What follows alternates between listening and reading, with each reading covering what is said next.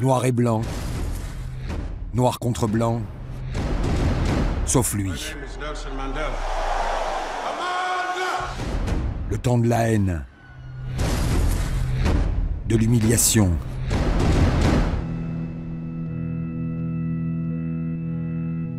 La haine des deux côtés, figée.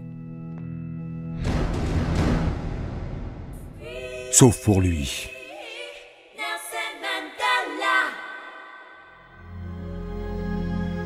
À son peuple, il a offert la couleur et la fierté qui va avec.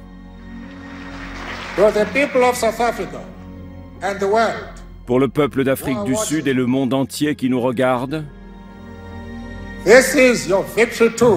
cette victoire est la vôtre.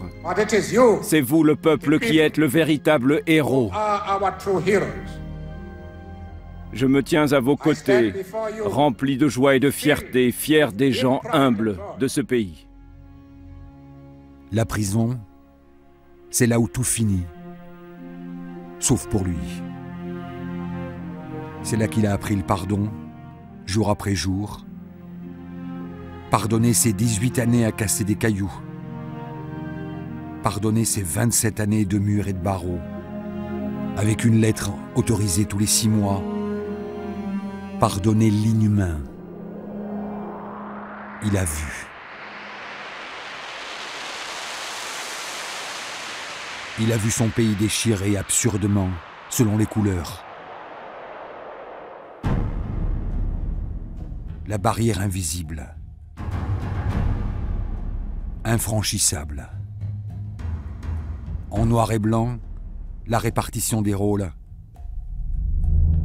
L'ordinaire du racisme et son bon sens.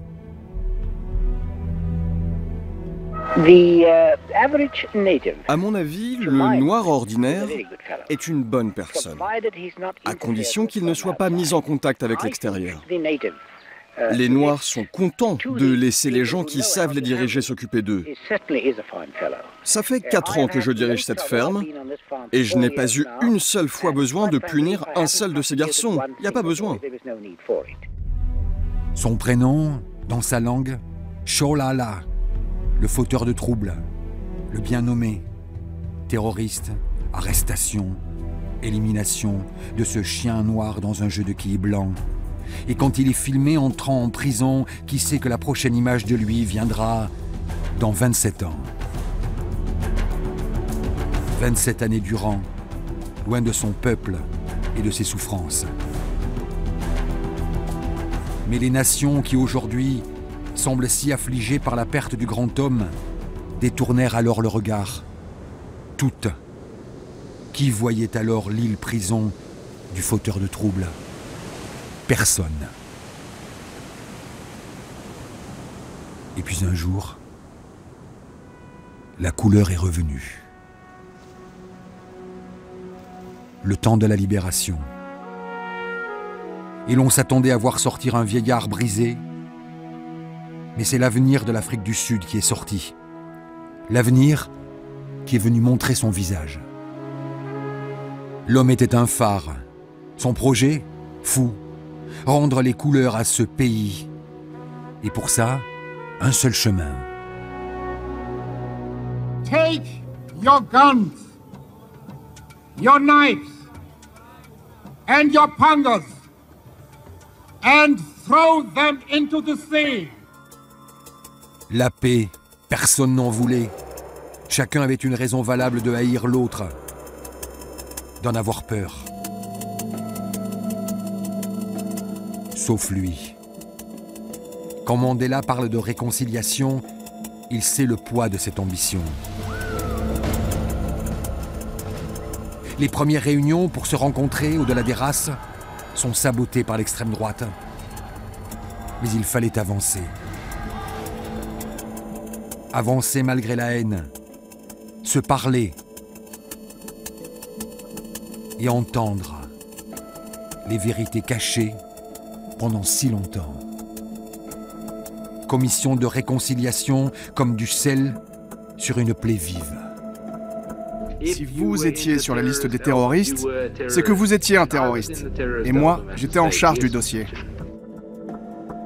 le pardon jusqu'au bout et la douleur qui va avec. Mandela ira jusqu'à ce geste stupéfiant. Saluer la veuve du fondateur de l'apartheid, le régime qui avait tenté de le briser. La route fut longue. Et puis, le jour de vote est arrivé. Le vote pour tous. Le vote comme une récompense. Le vote comme un droit. Le vote comme un soulagement. Et comme une médecine. La démocratie, redevenant un instant ce qu'elle peut être, un instant de joie, ensemble.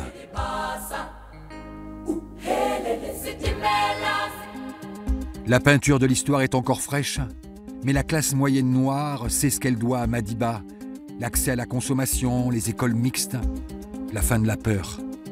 Mais la misère à Soweto, la misère, Mandela ne l'a pas effacée. Pour cela, il aurait fallu un magicien, un saint, mais il n'était qu'un homme plein d'avenir et sachant raconter cet avenir.